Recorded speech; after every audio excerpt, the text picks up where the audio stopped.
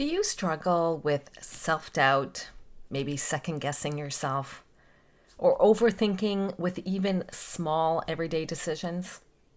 If so, this episode is for you. Today, I'll share why self-trust doesn't automatically come with success, why your inner critic keeps showing up, and the first simple step you can take to start trusting yourself and take the next step with confidence.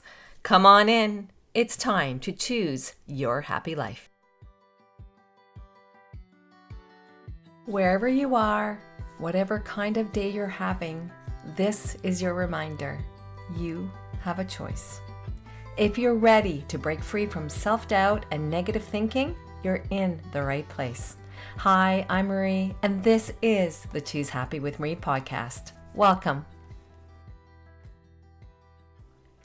Hello, how are you? I hope you're doing well and feeling the fresh energy of spring. I'm doing well and I'm really looking forward to spring. It's been a long winter where I live, and I hear from many of you that it's been a long season for you too. It's early April when this episode comes out. And today's journaling prompt from the monthly resource that I share with women that I coach is the following. What habit is running on autopilot, and what could I do differently today? It got me thinking, how often do we go through our days reacting automatically, repeating the same patterns and questioning ourselves without even noticing it? Maybe it's hesitating before making a decision, or we're replaying a conversation, or we're wondering if we chose the right option yet again and again. For so many women that I talk to, I hear you. You're high functioning, you're capable. Like all of us who are here on the show, like listening to the show right now, you look like you have it all together on the outside. Maybe you have the nice hair and the makeup and the jewelry maybe, but inside, your mind keeps circling. You're still second guessing yourself. Even though you know you are capable, you continue to overthink decisions and you wonder why you can't trust your own instincts. As we just reflected on today's journal prompt that I provide to my coaching clients, what habits are running on autopilot? It's easy to see how self-doubt shows up automatically. And I want you to know that self-doubt, it isn't a flaw. It's actually a pattern. The more we question ourselves, the more our brain defaults to, maybe I can't trust my decisions. And this pattern shows up even if we're highly successful in our career or we have good relationships or life in general. Many of us assume that if we just work harder, read more books, or just push ourselves, just to be a little bit better, self-trust will magically appear. But that's not how it works. I'll tell you how it works.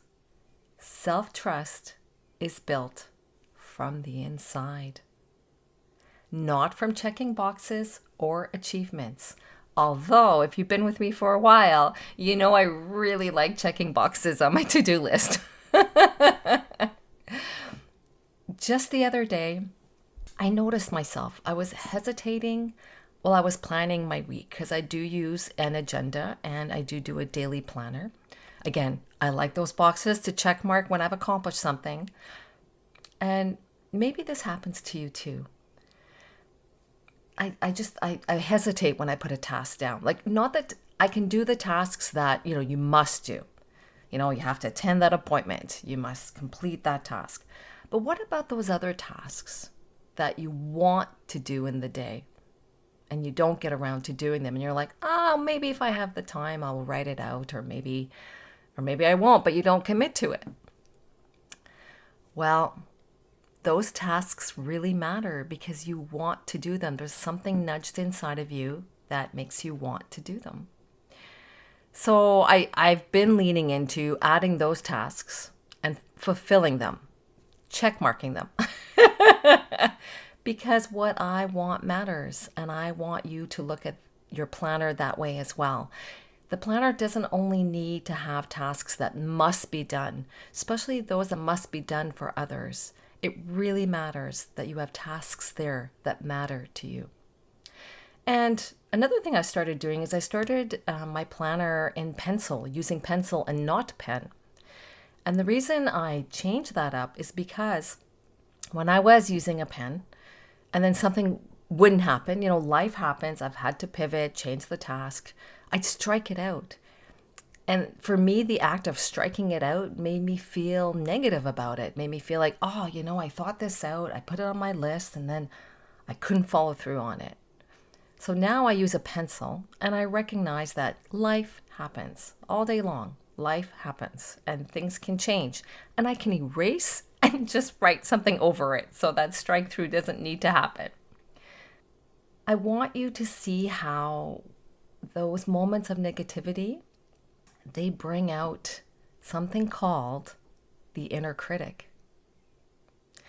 Our inner critic is that little voice in our head that questions our choices, points out what we should have done differently, or tells us that we're not doing enough.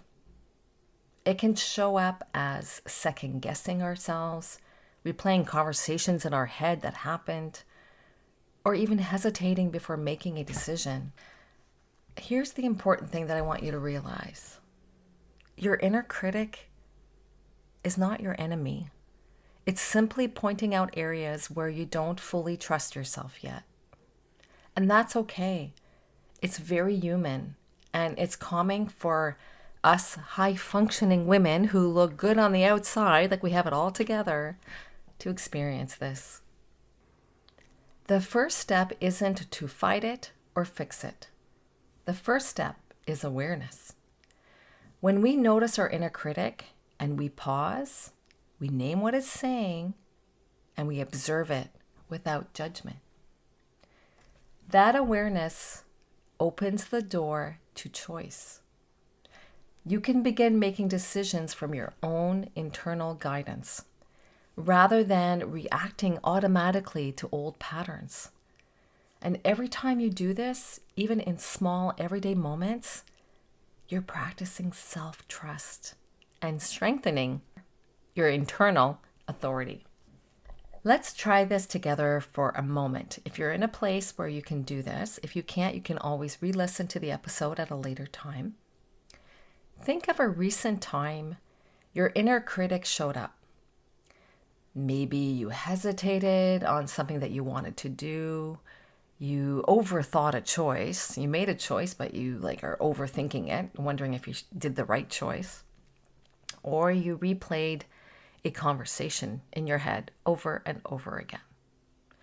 The first step is pausing and noticing. What is the thought saying? Name it quietly in your mind without judgment. For example, you might notice yourself saying, I'm worrying I'll make the wrong choice. Or you might be saying, I shouldn't have said that. Simply noticing it is enough as the first step. And I'll tell you why this matters. The reason the inner critic often takes the lead in our life is that our brains are wired to keep us safe. When we doubt ourselves, it's often because past experiences, whether it be messages we've heard from others, our upbringing, or high expectations we've placed on ourselves, or previous mistakes, they've trained our mind to question our decisions automatically. Your inner critic shows up kind of as a default safety system, trying to prevent you from making a misstep. So it's actually trying to protect you, take care of you. I'll mention another example. Just the other day, again, while I was planning my week, I was hesitating over my to-do list. I was wondering if I'd scheduled too much for that day. Am I making the right choices? Because I have so much that I have to do in a day. And as I mentioned earlier in the show, I now use a pencil instead of a pen because erasing just feels more positive than striking a word out. And then I feel negative about it. So when I erase it, I just don't see what that previous word was. Even with that, my inner critic would chime in. It would say, "Are you sure you're doing this right?" By simply noticing it without judgment, I could pause, I could acknowledge it, and I could choose my next step calmly and intentionally. And that's how we build our happy life. It's through those intentional choices. That small pause makes all the difference. As I mentioned, the first step isn't to fight it, it's to become aware of it. When you pause and observe, you're taking your very first step towards self-trust. Your inner critic isn't the enemy. It's just simply pointing out areas where you haven't fully trusted yourself yet. And the word here is yet. Awareness is your doorway to choosing your happy life. Every time you notice these patterns happening, and it does happen in small everyday moments, it's not these big things, it's in everyday living, you'll practice self-trust and you'll strengthen your inner authority. The more you observe it without judgment, the more space you create to choose differently, based on what you really want for your life, not what old doubts or fears are telling you. So here's the thing. As I mentioned earlier, noticing your inner critic is powerful, but it's not always enough to shift the pattern.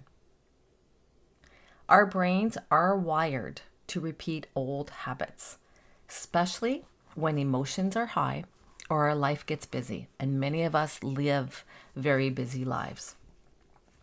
Even when you know what you want to do, the inner critic can pull you back, replay the doubts, and make you question yourself all over again. That's exactly why I am so excited to offer you something special. It's the very first online workshop that I'm hosting for our community, and I am so excited to launch it. It is called How to Quiet Your Inner Critic, and it's happening on Saturday, April 18th at 2 p.m. Eastern Standard Time online. This will be a small, supportive group where you'll practice one tool to quiet the noise, build trust in yourself, and you'll take one aligned step forward in this workshop. It is a hands-on workshop. You won't be doing it alone. You'll have the energy of the group, and the encouragement you receive will make it easier to step past those old patterns and finally take action on one thing that really matters to you. There's something so powerful about coming together with like-minded women who are ready to move past self-doubt. You'll feel the momentum, the support, and the confidence that comes from practicing in real time. This is the first time I'm offering the workshop, and the group is intentionally small. That means more personal guidance, more support, and space for you to fully practice the tool. If this feels like the space you need to finally feel confident in your decisions and step forward with energy and clarity, you'll find all the details in the show notes.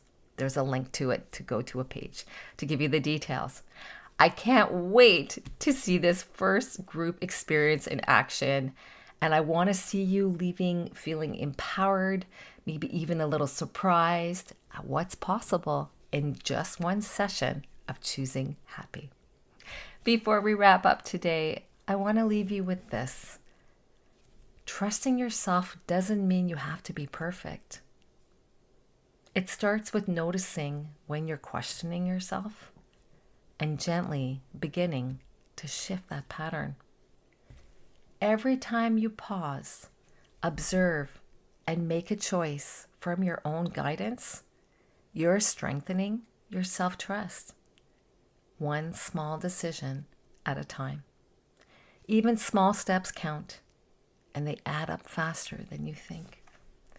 As Louise Hay beautifully said, I trust the process of life. Today, you can start practicing that trust with yourself. And remember, it's not about doing it perfectly. We're not here for perfection. Remember that. It's about showing up for yourself, noticing your patterns, and taking small, aligned steps forward. If you're on my email list, watch for the link to sign up for the workshop this week.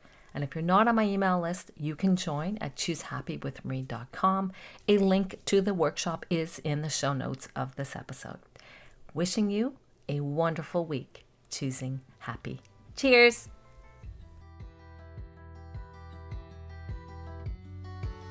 Thanks for listening to Choose Happy with Marie. If today's episode spoke to you, I would love it if you could share it with a friend or leave a quick review for the show. It helps more women find this kind of support. Remember, you don't have to overhaul your life to start feeling better.